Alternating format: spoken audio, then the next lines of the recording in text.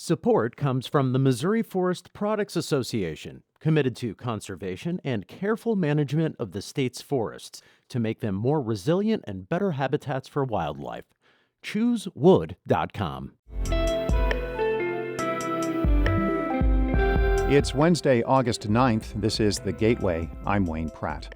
A production of Shakespeare's comedy, The Merry Wives of Windsor, is being performed in St. Louis parks all month and imagines the 500-year-old play as an original TV sitcom. The thing with 1990 sitcoms is that you see a lot of those familiar tropes that you also see in Shakespeare, that he sort of created some of those tropes, so it blends very well. Coming up, St. Louis Public Radio's Jeremy Goodwin speaks with the play's director about how she retooled a classic comedy. Two small municipalities in St. Louis County have decided to become one. St. Louis Public Radio's Rachel Littman reports. Voters in Normandy and Glen Echo Park each approved the proposed merger by wide margins. The two towns are already in the same school and fire protection districts, and Normandy provides policing services to its smaller neighbor. The merger will officially take effect in February. Glen Echo Park's 122 residents will become part of Normandy's 4th Ward.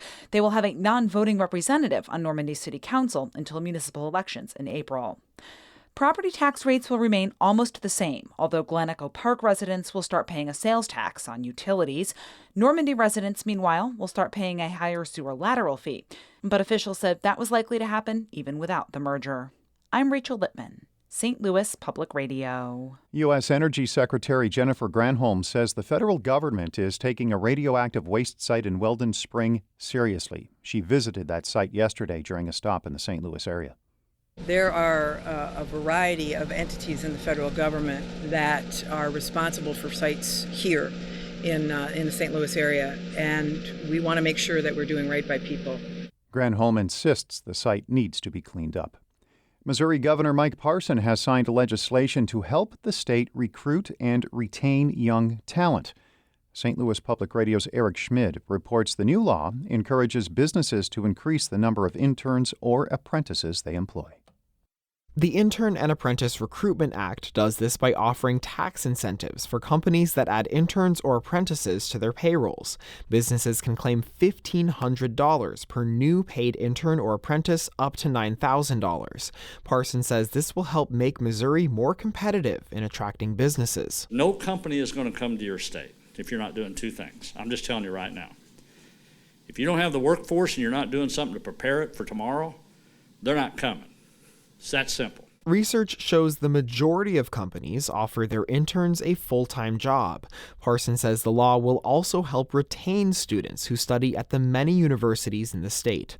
I'm Eric Schmid, St. Louis Public Radio. The Melville Fire Protection District Station 2 is the first place in Missouri to receive a Safe Haven baby box.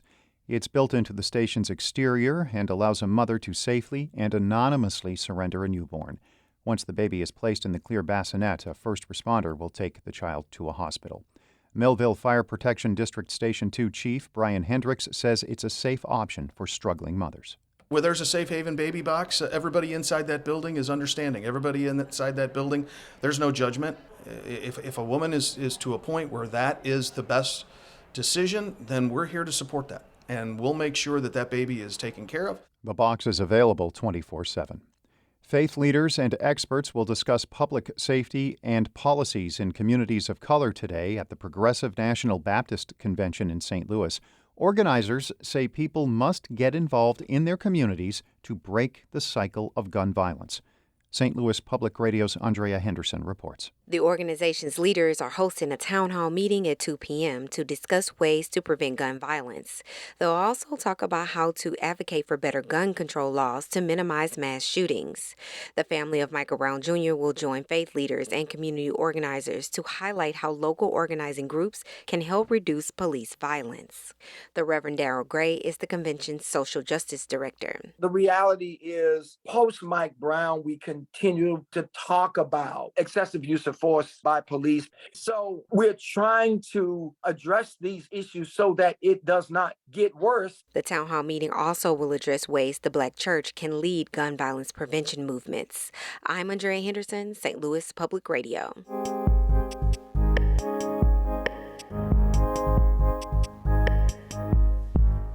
St. Louis Shakespeare Festival actors are spending the month performing in 24 public parks. They are presenting a free 90-minute version of the Shakespeare comedy The Merry Wives of Windsor in the style of a TV sitcom with references to 1990s pop culture and corny sound cues.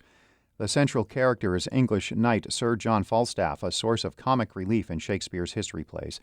St. Louis Public Radio's Jeremy Goodwin asked director Suki Peters why Shakespeare revived this supporting character and wrote a whole play around him. It's rumored that the Queen wanted Shakespeare to write another play with Falstaff because he is a very well-loved character. It's a Falstaffian spinoff. It's like Joey from Friends. The thing with 1990 sitcoms is that you see a lot of those familiar tropes that you also see in Shakespeare, that he sort of created some of those tropes, so it blends very well. Let's talk about the story here. Sure. It centers around two married women, right? Mistress Ford and Mistress Page. Mm-hmm. They are best friends that live next door to each other. And Falstaff is thinking that maybe he can romance these women and basically get their husband's money. Uh-huh. So then they want to teach him a lesson. They're like, this guy is trying to pull wool over our eyes. Let's play along.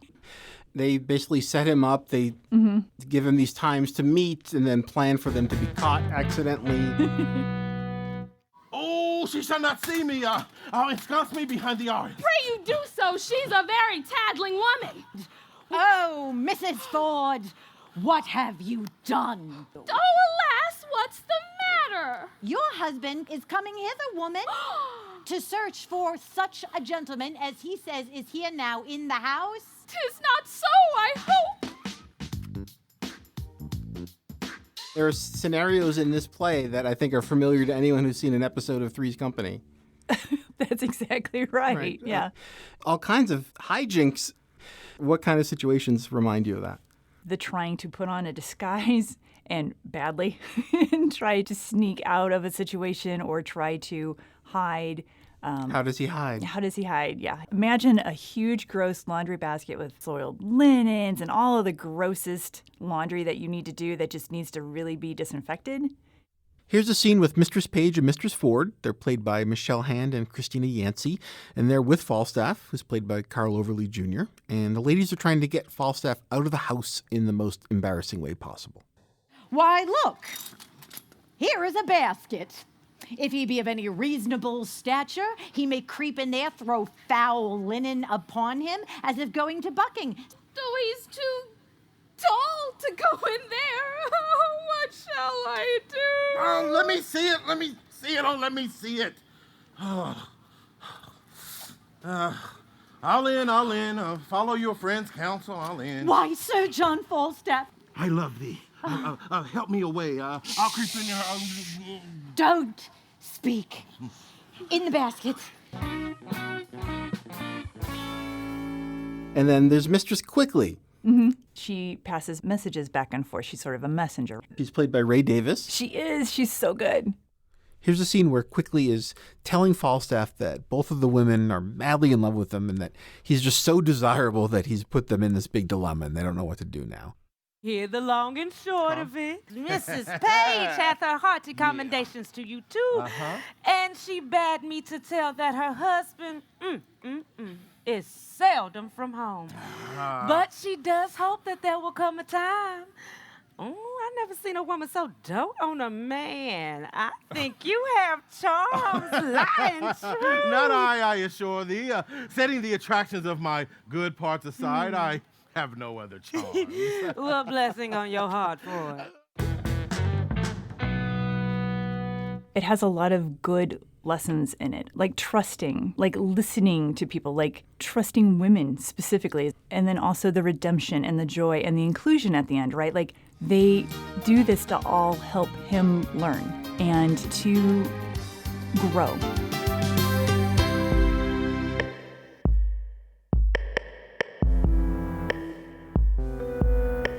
That's theater director Suki Peters speaking with St. Louis Public Radio's Jeremy Goodwin.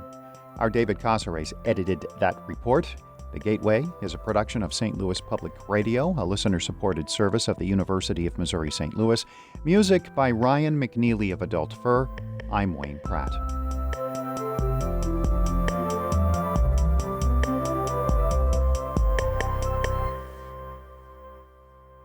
Support comes from Missouri Forest Products Association, committed to sustainable and sound conservation of the state's forests, which support more than 41,000 Missouri jobs, resulting in a $10 billion industry. ChooseWood.com.